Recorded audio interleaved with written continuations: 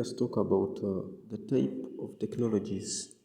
Type of technologies. What types? Let us talk about a type. There are types, but I'm going to talk about one of technologies. Types of technologies in generative AI. Types of technologies. Let us say technologies. I'm going to talk about. For me, in this video, I'm going to talk about one type, which is GAN in full, which is called generative adversarial networks. You can call it network. How does this GAN technology work? How does it work? I'm going to give you an analogy how it works. It is like an artist, or this way. It's like teaching a student. When you are teaching a student,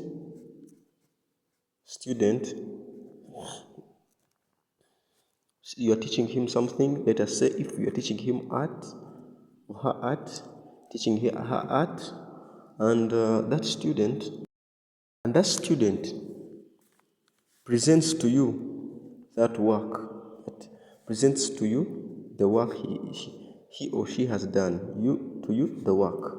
For example, according to when I'm talking about art, is presenting to you the image or the drawing.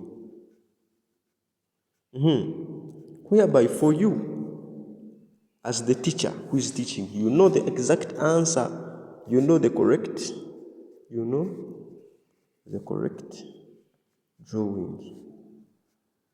For you, you know the correct drawing. You are teaching the student to also learn. Every time he brings to you the answer, every time he brings to you the drawing, for example, according to how GAN works, he brings to you the drawing, you do what? You correct the student. Correct the student. You show the student his errors. You show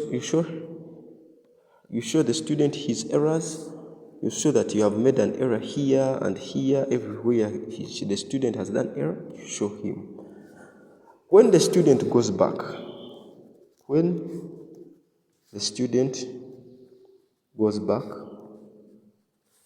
he rectifies his errors and repeats the drawing. When he brings back the drawing, he brings it when it is improved. The other errors the student has fixed them. What means the errors have done what? Errors have reduced. And again, you correct him. He goes back. You show him his errors. It reaches a time with repeating this process. It reaches a time when the student is, should I say, perfect, when you can't get any error from him.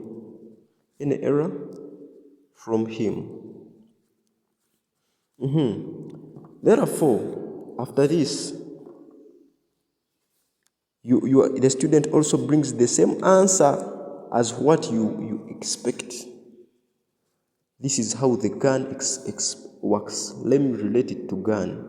The GAN has two parts. The part for the student, which is generating these images, which is generating work, which we call the generator.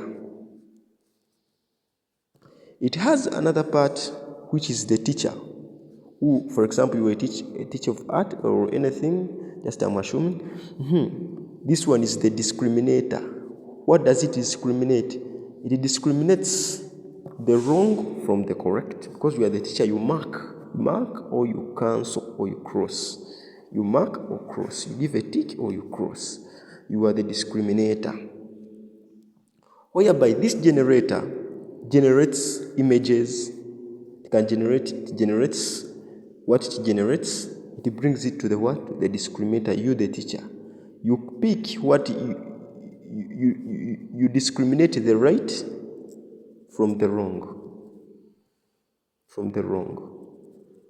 Therefore, this student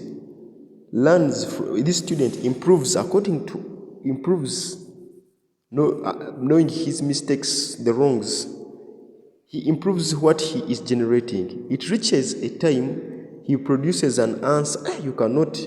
He has generated it. It is a new thing. He's the one who has generated it without copying anywhere. And it is like, it is correct. This discriminator, how does it know that the correct and wrong? It knows it has real information, which it compares real things. Should I call it real? For images, it has real images. If we are talking about images, it has them whereby it uses them for marking. Even you, the teacher, you've been knowing the correct answer, you use it for marking the students, for the student. And these real images reaches a time that this generator can generate images which you can't differentiate. You can't differentiate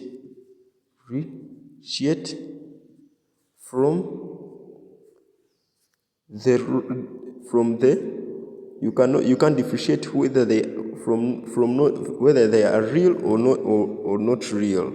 They are exactly real. This is one or not real. This is one of the technologies in the field of generative AI.